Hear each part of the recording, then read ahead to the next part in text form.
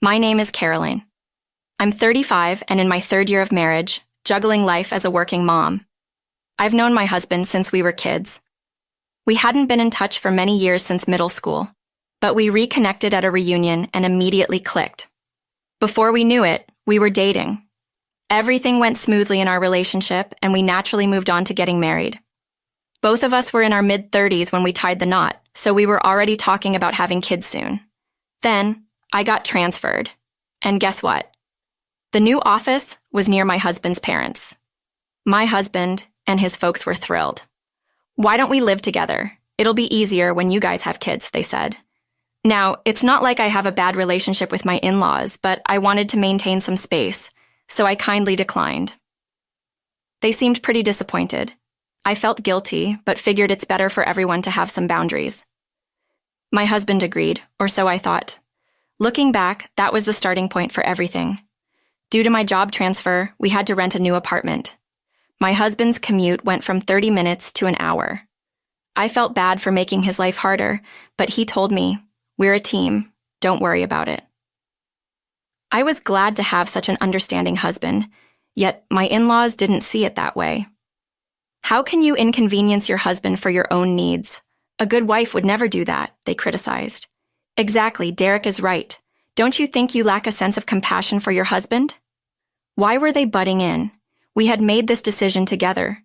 Ever since I turned down their offer to live together, they've been giving me the cold shoulder. "Caroline, did you marry your job or what? Look, you're not getting any younger. Start thinking about having children. True happiness for a woman isn't found at work, it's in raising a family."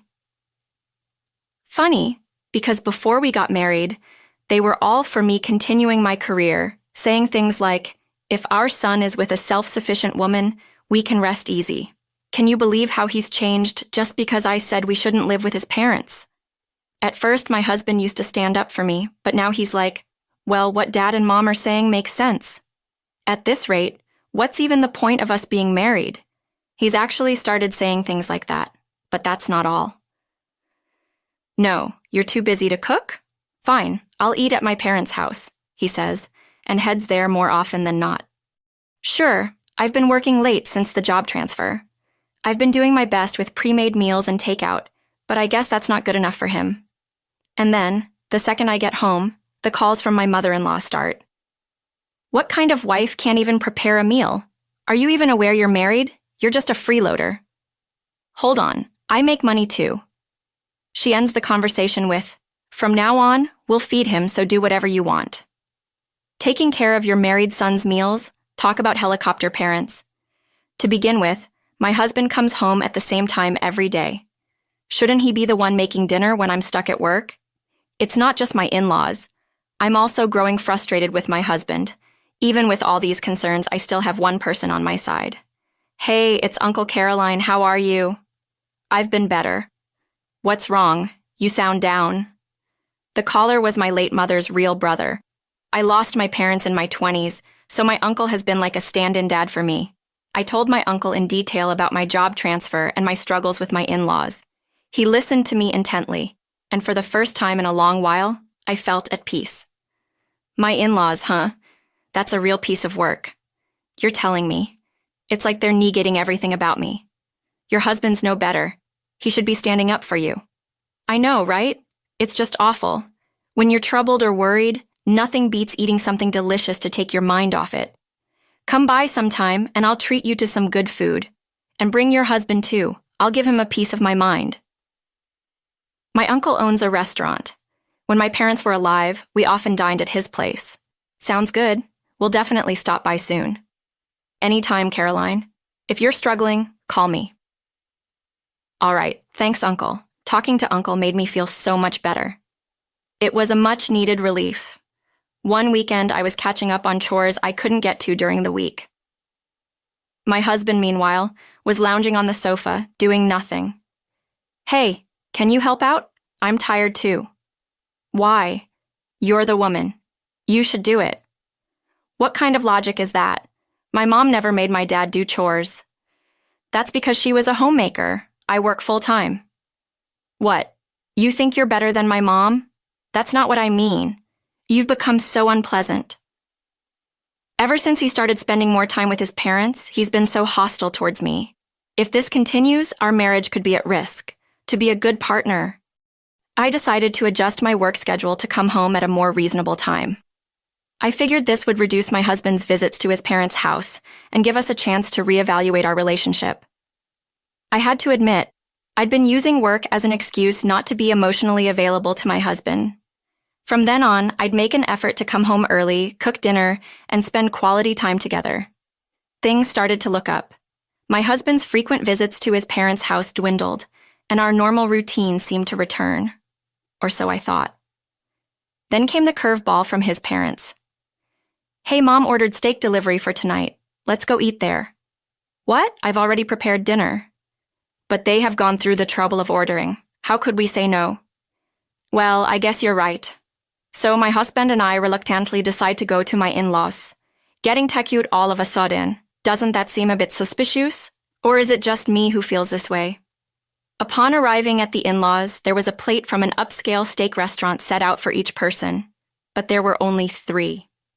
"Welcome, let's eat," my mother-in-law says cheerfully, as if I'm not even there, only to my husband. "Ah, you made it. Today's steak is sirloin," my father-in-law chimed in, not even glancing my way, enjoying his steak and beer. Should I address this? I mustered the courage to speak. Where's mine?" Summoning up the courage, I finally speak out. My mother-in-law offers a creepy smile. "Well, that's odd. I ordered 4 steaks. Something must be wrong." My father-in-law is too engrossed in his meal to even look at me. As for my husband, he takes a bite of a steak, says delicious, then brushes off the issue. Maybe the steakhouse messed up the order. No big deal. Are you kidding me? So I'm the odd one out here? My mother-in-law tells such blatant lies, and my husband and father-in-law pretend not to notice. I'm amazed that adults can act so childishly, but I handle it all with a cool head. All right then, I'll be leaving. No one tries to stop me. Driving home from my in-laws, tears flood my cheeks. All I wanted was to get along with them. Why do I have to endure this? Unforgivable. Absolutely unforgivable. So I decided to take action. In secret, I had to keep up the appearance of being the perfect wife. I made sure to come home on time, prepared meals for my husband, and flawlessly handled all the chores. My husband continues to have dinner at his parents' house and sometimes even stays overnight. Our marriage is obviously on the rocks, but I stick to my role as a devoted wife. I'm waiting for the perfect opportunity, and it finally arrives. One day off, I get an unusual call from my mother-in-law. "It's been a while. How about some steak? I ordered delivery." It's rare for them to reach out to me, but I already knew what they were after. Even with my mean-spirited mother-in-law's devilish tone, I responded pleasantly. "Thank you. We'll be there," I say politely. My husband and I head to my in-laws' place. When we get there, sure enough, there are only 3 plates of steak. Well, just as I expected. When things go exactly as planned, it actually makes it easier to handle. "Where's mine?" I ask, just like before. "Oh, that's strange. I swear I ordered 4. I almost laugh at how staged her response is, but I hold back. "Are you sure you ordered 4? "What? You doubt me?" My mother-in-law's gaze sharpens. Sensing the tension, my husband intervenes. "Come on, maybe the steakhouse got it wrong. It's happened before. Don't get so upset. You'll get wrinkles." My in-laws burst into laughter at my husband's lame joke.